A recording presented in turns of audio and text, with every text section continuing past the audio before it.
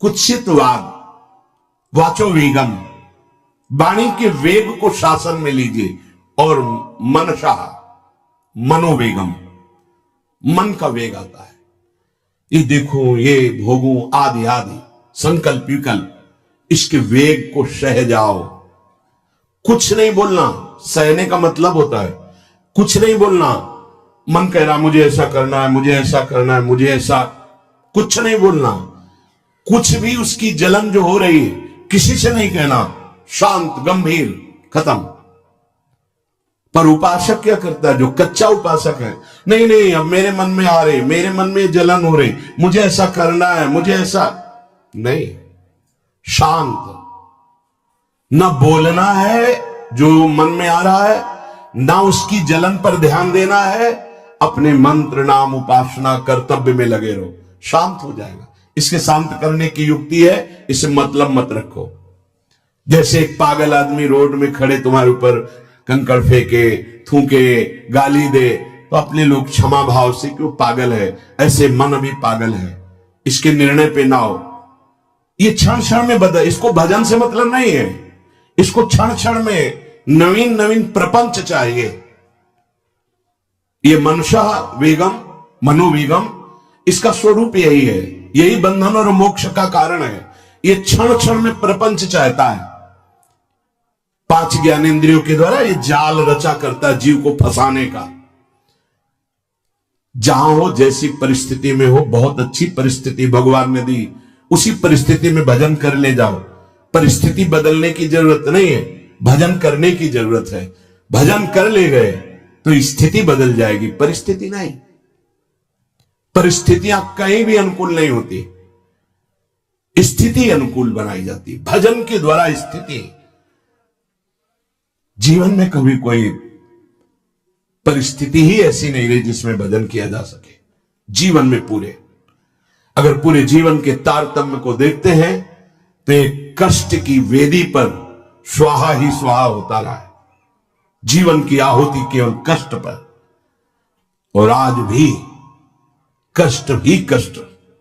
फिर आप सोचोगे सुख किसे कहते हैं? ऐसे कांटों वाले पेड़ पर ऐसा सुगंधित फूल खिलता है कि जिससे परमात्मा मुग्ध हो जाता है। जीवात्मा नहीं, परमात्मा मुग्ध हो जाता है। वो ये मार्ग है। उस सुमन को लेकर वो अपने श्रृंगार में लगा लेते हैं। सुमन, सुंदर मन, ये कांटों पे खिलता है।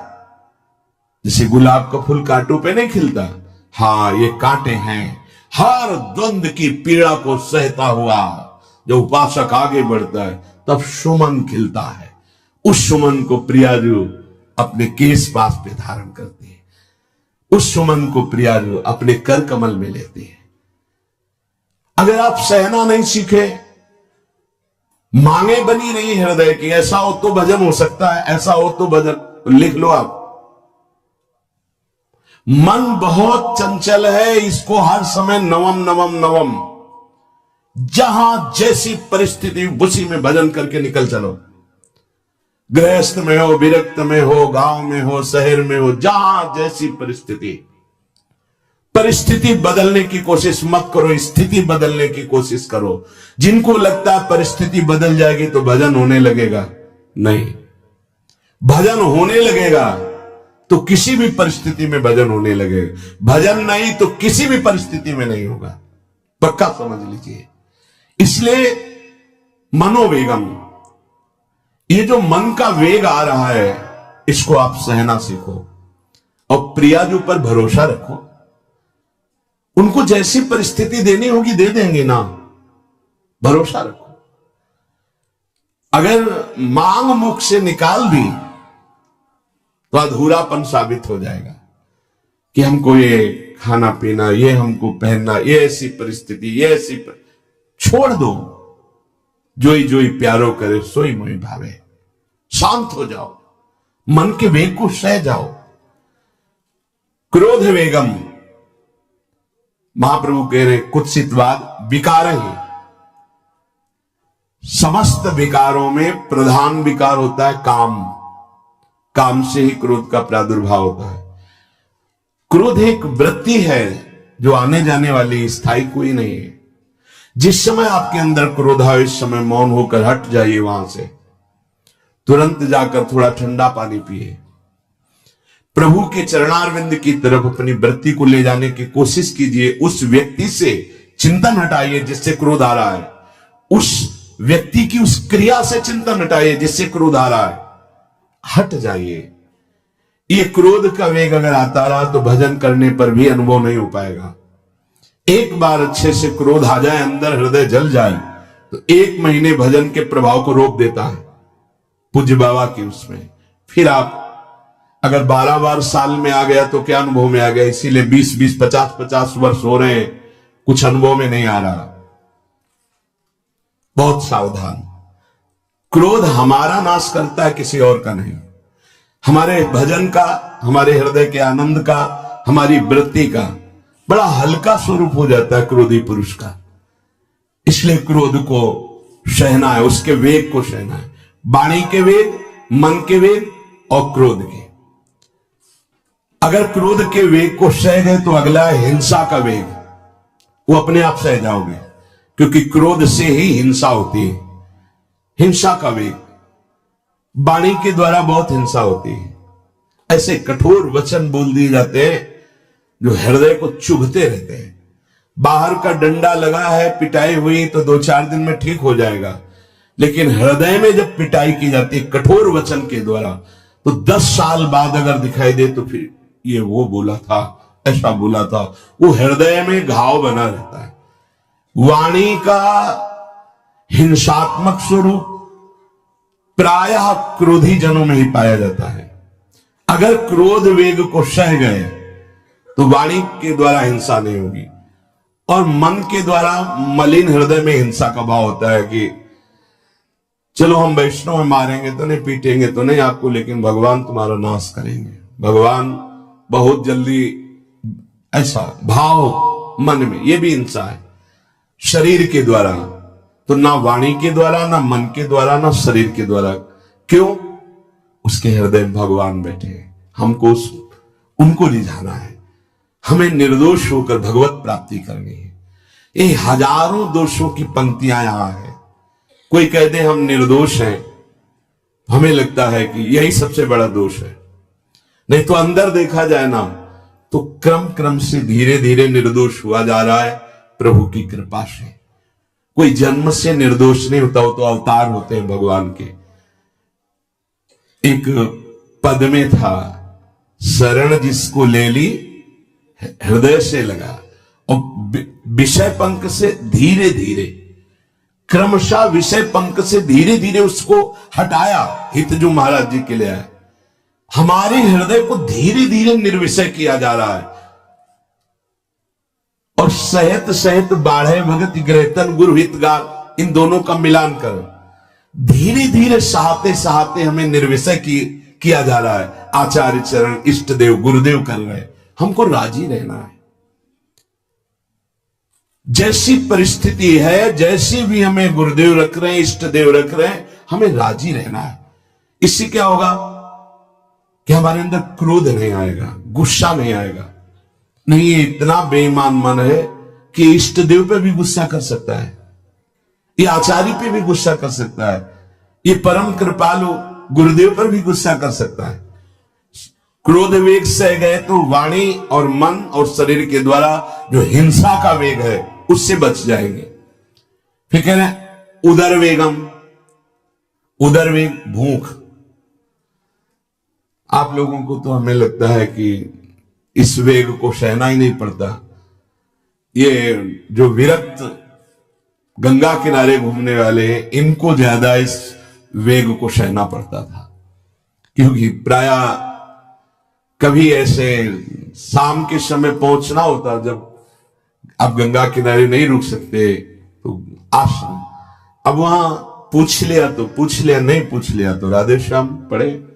अगर कोई मंदिर मिल गया तो हम आश्रम आदि कोई खोजना ही नहीं, गांव में तो जाना ही नहीं है, क्योंकि नवीन अवस्था में कभी गांव में भिक्षा भी नहीं मांगी।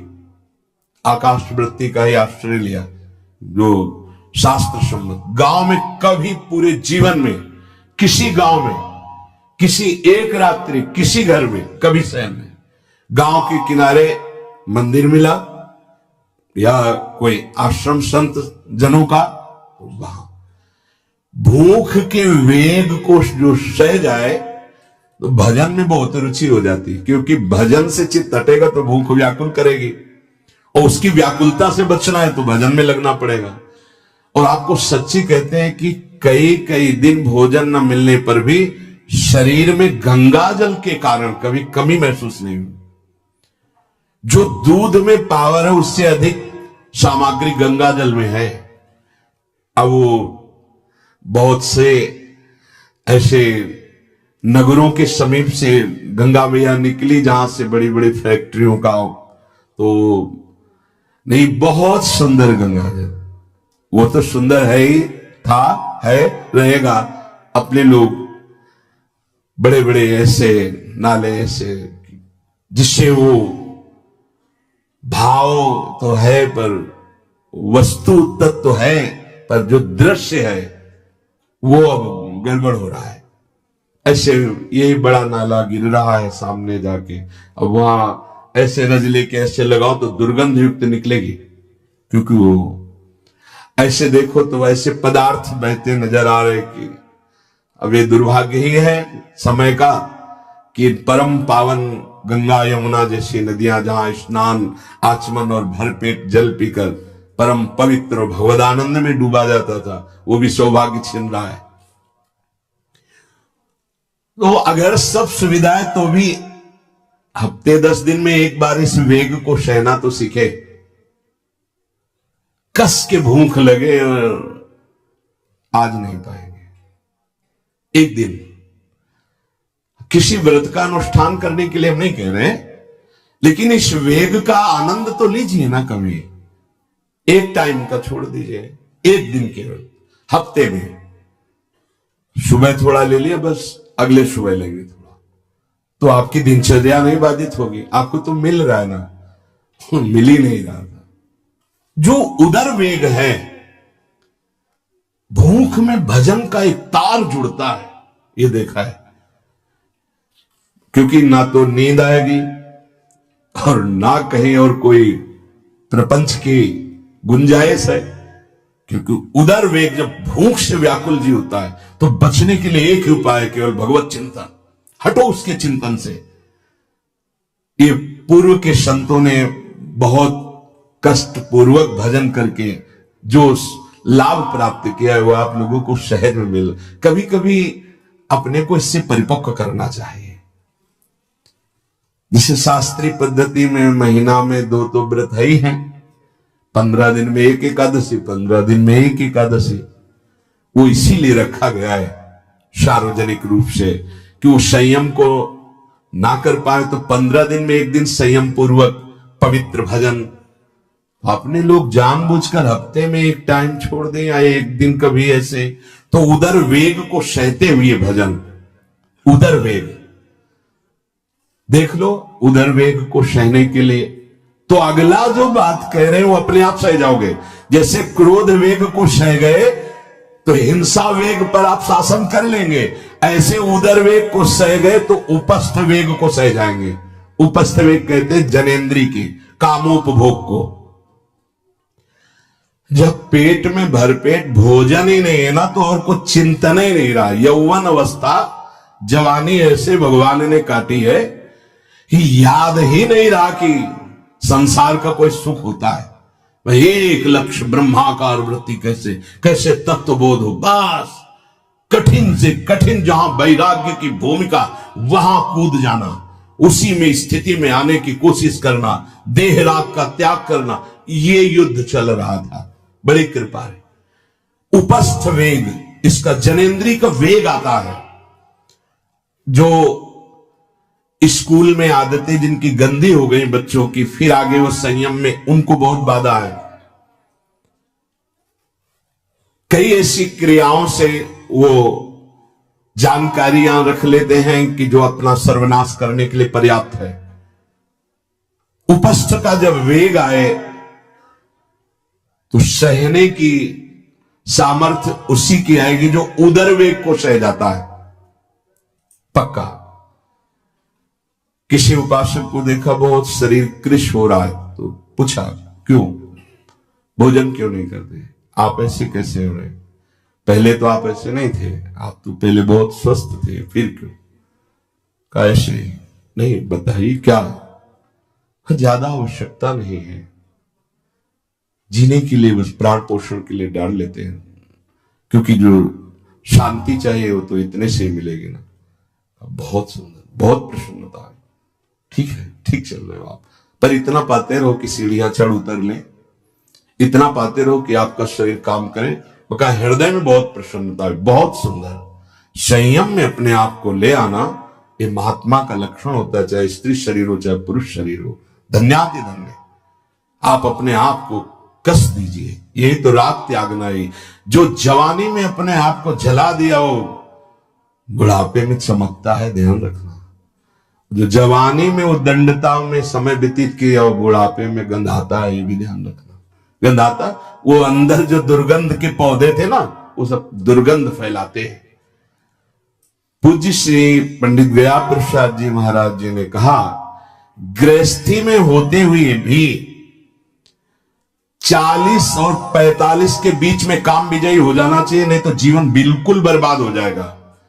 जो कुछ गृहस्थ धर्म की सेवा है 40-45 के बीच तक हो जाए, मतलब 20 से 25 से ब्याह हुआ आपका, 40-45 तक लड़का बच्चा, इसके बाद अखंड ब्रह्मचर्य धारण कर लो। 40-45 से संयम में हो जाओ तो तुम्हारा जीवन सार्थक हो जाएगा। पूज्य पंडित गया प्रसाद जी महाराज, बहुत जरूरी है उपस्थ जनेन्द्री के वेग को सहना, पर हर वेग अपने आप में बहुत कठिन है, पर एक दूसरे से इसका तारतम्य है। यदि उदर वेग रसेंद्री को आप शासन में ले लिए तो जनेन्द्री को आप शासन में ले लेंगे, और अगर रसेंद्री को शासन में ले लिया तो जनेन्द्री को शासन में ले सके असंभव, पक्का। और जनेन्द्री रसेंद्री के सब खिलवाड़ चल रहे, तो परमार्थ और भगवत प्रेम प्राप्ति, तो सब अभ्यास जिनका भगवदाकार हो गया है, वो विषयान ग्रहणंत मंचंत हुआ। जब इंद्रियों पर शासन बाबा ने अपने किया तो 24 घंटे में एक कवल पाते थे, एक कवल, आश्चर्य होता है। ऐसे सामने दाल रोटी सान ली गई और एक कवल जितना, बाबा सिद्धासन पद्मासन का से। और जब भगवदानंद ब्रह्मानंद में 70 घरों में एक दिन में भिक्षा में जाते थे, एक दिन भिक्षा। अब वहां गए तो एक कवल तो पाया ना, तो 70 कवल हो गए। विषयान ग्रहणंत मुंचंत हुआ, कोई फर्क नहीं। पर हम क्या होता है कि स्थिति होती नहीं तो सिद्धों की नकल करने लगते नहीं। पहले हम साधक हैं, पहले हमारी इन वेगों पर विजय प्राप्त करने की वृत्ति आनी चाहिए।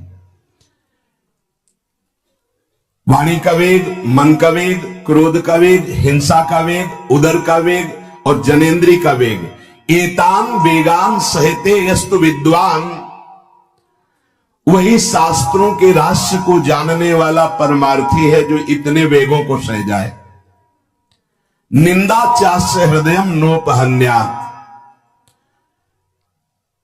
इसके बाद जब उसकी निंदा हो तो उस पर कोई फर्क नहीं पड़ना चाहिए। इसके बाद जो इन सब वेगों को सह गया है, अब उसकी निंदा हो रही, कोई निंदा कर रहा है तो उसको आनंद पूर्वक सह जाए। ऐसा क्यों कहा है? इसके बाद अगर दोष है, निंदा हो रही, तब तो संभालना ही है, गलती हो गई आपसे। जब आप दोष रहित है फिर निंदा हो रही, तो आनंद पूर्वक आपको उसका विरोध नहीं करना, सहना है। क्योंकि ये सहना बिल्कुल भगवत साक्षात्कार के नजदीक ले जाएगा।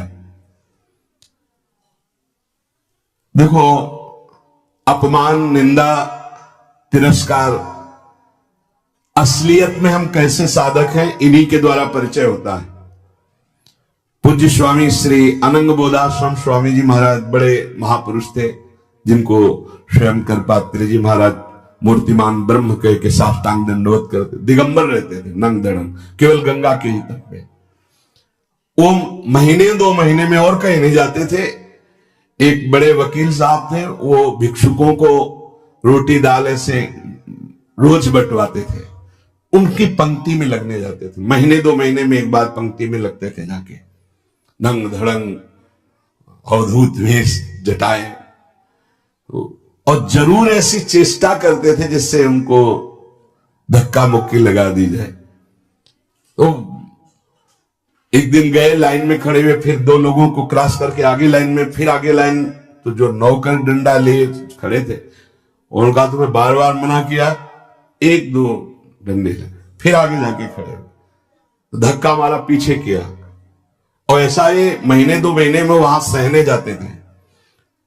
अचानक उस दिन वकील निकले, उन्होंने देखा, अरे स्वामी अनंगबोधास, पता है तुम्हें कौन? साष्टांग दंड उस दिन से जाना बंद कर दिया। फिर एक दिन गए थे प्रभुदत्त ब्रह्मचारी जी के यहां, कहां असनी है और कहां जोशी, गंगा किनारे पूरी रात चल करके पहुंचे। 2 बजे आवाज लगाई, ब्रह्मचारी, स्वामी जी उतरे नीचे, साष्टांग दंड बैठे। रुका, स्वामी जी 2 बजे रात? हाँ, ऐसे मना है, आगे कुछ खाओगे पियाओगे? स्वामी जी, और वो भी परमहंस ब्रह्मचारी जी, बहुत संयमी महापुरुष प्रभुदत्त ब्रह्मचारी। टीन में कुछ आटा रखा, तो बोले स्वामी जी कहो तो रोटी बना दे। बोले हाँ बनाओ। रोटी नमक ऐसे पाए, जितना टीन में आटा था सब जो 2-4 किलो जो भी। तो बोले स्वामी जी आटा तो खत्म हो गया। बोले हाँ, भोजन का स्वाद तो साधु ही जानता है। फिर उठे, झूसी से असनी फिर पैदल। हे संतों की मौत, अपमान, तिरस्कार, क्षुधा, हर वेग, ये हमारी कसौटी है। परमार्थ का पथिक चाहे जिस मार्ग का हो। देखो सुदामा जी गृहस्थ मार्ग के कितने उच्च कोटि के, नरसिंह मेहता गृहस्थ मार्ग में कितने उच्च कोटि के। एक कभी तो सौभाग्य ऐसा प्रभु देते जब कोई हमारी निंदा करता है, ये सौभाग्य है, हमें सहने का सौभाग्य मिलता है। कभी तो कोई अपमान करता है जब, तो भगवान से प्रेरित होकर वो सौभाग्य मिलता है। ये साधक को उस समय चिड़चिड़ा नहीं होना चाहिए, उस समय मुस्कुराना चाहिए कि आज मेरी स्थिति का थर्मामीटर डाला जा रहा है, कैसे हो, नहीं आनंदित है। पर देख लो, प्रशंसा होगी तो चेहरा खिला हुआ गुलाब के फूल की तरह मिलेगा, और निंदा होगी तो ऐसे होगा। ऐसा नहीं होना चाहिए। नहीं करत जे अनसहन निंदक, तीनों पे अनुग्रह कियो। इसीलिए पूज्य बाबा कह रहे हैं कि इसके बावजूद, अर्थात समस्त वेगों को सहन करने के बावजूद, तुम्हारी जब निंदा हो और उसको सह जाओ, तब तुम परमार्थ के शूरवीर योद्धा कहे जाओगे। विपत्ति में सब साथ छोड़ देते हैं तो हृदय के भी साथी साथ छोड़ते हैं, ध्यान रखना। जब विपत्ति आती है तो मन भी साथ देना बंद करने लगता है, विपरीत जाने लगता है, बुद्धि भी विपरीत जाने लगती है। इसलिए जो विपत्ति में अपने धैर्य और साहस को न खोकर अपने सिद्धांत से चलता है उसे महात्मा कहते हैं, चाहे वो गृहस्थ हो चाहे विरक्त हो। ध्यान दीजिए, संपत्ति में, अनुकूलता में तो सब सावधान होने की कोशिश करेंगे, बड़ी कृपा है भगवान की। यहां कह रहे हैं विपत्ति में सब साथ छोड़ते हैं, ये जीवन में देखा है। विपत्ति में ना तो बाहरी कोई साथ देता है और न मन साथ देता है, उस समय भजन साथ देता है, भजन। विपत्ति में हृदय को जो दृढ़ रखे, धैर्यवान और साहस बिल्कुल ना गिरने पावे, आगे बढ़ो, नाम जब तुम्हारा भजन वैसे ही चलना चाहिए, तब समझना चाहिए कि हमारी साधना परिपक्व। विपत्ति में कोई साथी नहीं होता, देखा गया है, कोई साथी नहीं। मन भी धोखा दे देता है, मन भी, अपना मन भी साथी नहीं है, उस समय केवल भजन साथी होता है। तभी विपत्ति को कुंती जी ने मांगा, क्योंकि उस समय एक ही साथी होता है, हरि बस। संपत्ति में तो बहुत साथी मिल जाएंगे, अब तो साथी ही साथी हैं, जिधर देखो उधर साथी हैं। और उस समय तो जिधर देखो उधर केवल हरि है, दूसरा कोई है नहीं।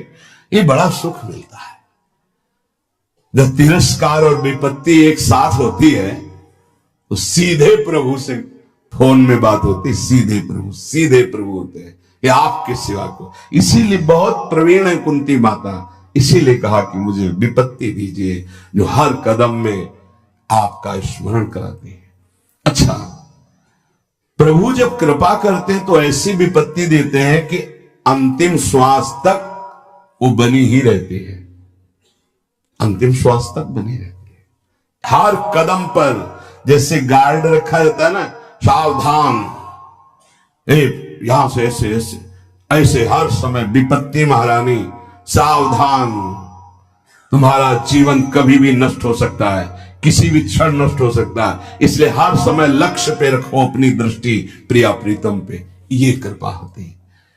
तो उपासक को जब विपत्ति मिले, सब साथ छोड़ दे, मन भी न लगे, तब धैर्य और साहस दोनों को सुरक्षित रखते हुए साधना में समय आया है, परीक्षा आई है, फेल मत हो, धैर्य पूर्वक डटे रहो, निकल जाएगा। ये तूफान है, मन का तूफान है, माया का तूफान, निकल जाएगा, आगे बढ़ो। अगर भूल गए तो इससे बड़ी कोई हानि नहीं होगी, ध्यान देना। साहानिस्तन महच्छिद्रम साचांग्र जड़ मूढ़ता यन्मुहूर्तम क्षणार्धम वा वासुदेवम न चिंतेत। अये उपासक, वो मुहूर्त, वो आधा क्षण जिसमें आप अपने प्रभु को भूल गए, किसी भी प्रकार से अपमान को देखकर, निंदा को सुनकर, विपत्ति के चक्कर, सबसे बड़ी हानि हो जाएगी। आधे क्षण के लिए भी प्रभु को नहीं भूलना सबसे बड़ी त्रुटि, अंधापन, जड़ता, मूर्खता होगी कि उपासक निंदा सुनकर, अपमान की परिस्थिति में या विपत्ति में अपने प्रभु को भूल जाए। नहीं, एक क्षण के लिए भी नहीं, ना संपत्ति में भूलेंगे और ना विपत्ति में भूलेंगे। जो उपासक है वो ममता शून्य होता है, इसलिए उसका भजन नहीं रुक सकता। न शरीर पे ममता है, न किसी संबंधी पे ममता है, तो विपत्ति किस पे आएगी? इन शरीरों पर ही तो आती है। विपत्ति किस पे आएगी? संबंधों पर ही तो आएगी। तो उसका भजन क्यों नहीं रुकता? क्योंकि ममता शून्य है। इसीलिए इस ममता पर प्रहार गुरुदेव करते हैं, आचार्य शास्त्र करते हैं। ममता शून्य बनो, अपनी ममता केवल प्रियालाल से, तो भारी विपत्ति में भी हमारी ममता सुरक्षित श्यामा श्याम से, उनका चिंतन चलता है। एक एक कदम पर वो मुस्कुराते नजर आते हैं जब किसी का सहारा नहीं होता, किसी का भरोसा नहीं होता, कोई अपना नहीं होता है। ये जानबूझ करके किया जाता है, नहीं तो संसार में सबके कुछ न कुछ अपने होते हैं। संसार में कुछ न कुछ सपने होते हैं और कुछ अपने होते हैं। जानबूझकर सब सपने मिटाए जाते हैं और सब अपनेपन मिटाए जाते हैं। हमारा स्वप्न भी प्रभु होते, कल्पना, भावना, चाहत, गति, जो हमारे प्रभु होते हैं। हमारा अपनापन भी प्रभु से होता है। अब व्यवहार में सब अपने हैं। अब देख लो, पहले एक बार अपनापन हटाया, ममता हटाई, प्रभु के चरणों में रखी।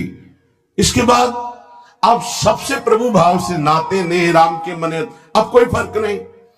पर अभी ममता से समता में नहीं पहुंचे, इसलिए ममता हटानी है। एक बार हटाओ, अपने शरीर से, अपने संबंध से, अपने इंद्रियों के भोगों से ममता हटाकर श्री जी के चरणों में। एक अहमता ममता ये जग में है दुखदाई, ये जब श्री जी की ओर लगे तो होत परम सुखदाई। उपासक को क्यों विघ्न नहीं पड़ता भजन में? क्योंकि उसकी कहीं ममता ही नहीं होती। अब वो पधार गए, तो मृत्यु लोक है, जाना ही है, राधा राधा राधा। बलराम ब्रजवासी बताते हैं कि उनके बगल में एक गृहस्थ भक्त थे, तो उनका पुत्र मथुरा गया तो एक्सीडेंट से पधार गया, और उनके 4 घंटे जप का नियम था, तो 2 घंटे हुए थे, वो जप रहे थे। सूचना है कि आपके पुत्र का एक्सीडेंट हो गया और ऐसा ऐसा, तो उनका है पधार गया। बोले पधार गया? बोले जब पधार ही गया तो आगे का कार्य आप लोग देखो, 2 घंटा रह गया, पूरा जप हो जाने पर ही हम उठेंगे। पूज्य श्री मुखिया जी महाराज जो इस समय गाते हैं, राधा वल्लभ जी इनके पिताजी बड़े मुखिया जी कहे, जहां राधा वल्लभ जी के सामने हारमोनियम में ऐसे हाथ रखा और एक बार राधा वल्लभ जी को देखा, आंख बंद की, तो समाज पूरी होने के बाद ही आंख खुलेगी। इतने में सूचना है कि आपके बड़े पुत्र को अग्नि के द्वारा ऐसा, तो शरीर पूरा हो गया। तो बस राधा वल्लभ जी की तरफ देखा, आंख मूंद ली, पूरी समाज करने के बाद ही उठे। क्यों? क्योंकि ममता शून्य है। ममता युगल चरणारविंद में राधा वल्लभ लाल जी की जाने का समय निश्चित है, चला गया। अब हम श्री जी की सेवा में उसका मंगल ही होगा, ये आना बड़ा कठिन है। ममता का त्याग होना बड़ा कठिन।